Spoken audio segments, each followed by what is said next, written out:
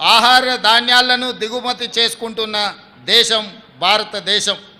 ఈనాడు ప్రపంచంలో ఆహార ధాన్యాలను అత్యధికంగా ఉత్పత్తి చేస్తున్న దేశాలలో ఒకటిగా ఎదగడానికి కారణం స్వర్గీయ లాల్ బహదూర్ శాస్త్రి ఇందిరాగాంధీ ప్రవేశపెట్టిన హరిత విప్లవమే. ఇందిరాగాంధీ ప్రవేశపెట్టిన 20 సూత్రాల ఆర్థిక కార్యక్రమం ప్రజల సామాజిక ఆర్థిక పునరుజ్జీవనానికి గీటురాయిగా మారింది. స్వర్గీయ రాజీవ్ గాంధీ ప్రధానిగా దేశం టెలికమ్యూనికేషన్స్ రంగంలో విప్లవాత్మక మార్పులకు నాంది పలికారు.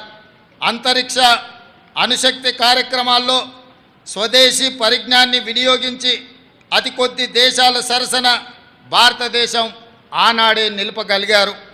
స్వర్గీయ రాజీవ్ గాంధీ హయాంలో ఈ దేశానికి సాంకేతిక విప్లవాన్ని తీసుకురాగా ఆ తర్వాత ప్రధానిగా బాధ్యతలు స్వీకరించిన మన తెలంగాణ బిడ్డ స్వర్గీయ పివి నరసింహారావు గారు ఆర్థిక విప్లవాన్ని తీసుకువచ్చి భారతదేశ ముఖ చిత్రాన్ని మార్చివేశారు. ఇట్లా నెహ్రూ హయాంలో మొదలైన భారతదేశ విజయ ప్రస్థానం ఇందిరా, రాజీవ్, పివి హయాంలో ప్రపంచంలో అగ్రదేశాల సరసన చేరే స్థాయికి ఎదిగింది.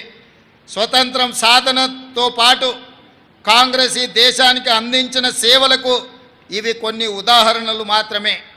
నేటి ప్రజలు, ఈ తరం యువకులు ఈ వాస్తవాలను గ్రహించవలసిన అవసరము ఉంది. ఈ దేశ ప్రజలకు ఇచ్చిన ప్రతి మాటను నిలబెట్టుకున్న చరిత్ర కాంగ్రెస్ ప్రభుత్వాలది. భక్తి శ్రద్ధలతో ఈ దేశాన్ని పాలించిన చరిత్ర మనది. తెలంగాణ ఆకాంక్షల విషయంలో సైతం ఆ విషయం సమకాలీన సాక్ష్యంగా ఉంది.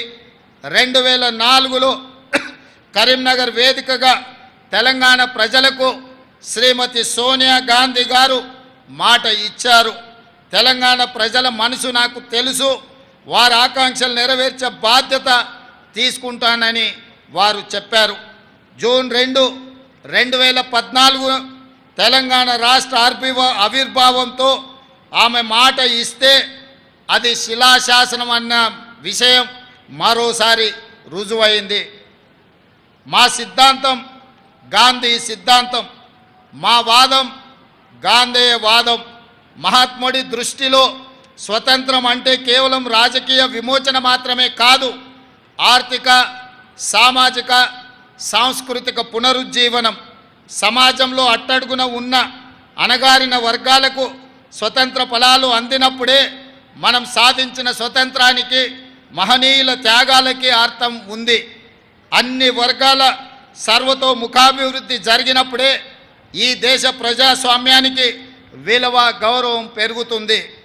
4 కోట్ల ప్రజల ఆకాంక్ష, యువత బలిదానాలు, విద్యార్థుల పోరాటాల ఫలితంగా సాధించుకున్న తెలంగాణ రాష్ట్రంలో దశాబ్ద కాలం తర్వాత నిజమైన ప్రజాపాలన మొదలైంది.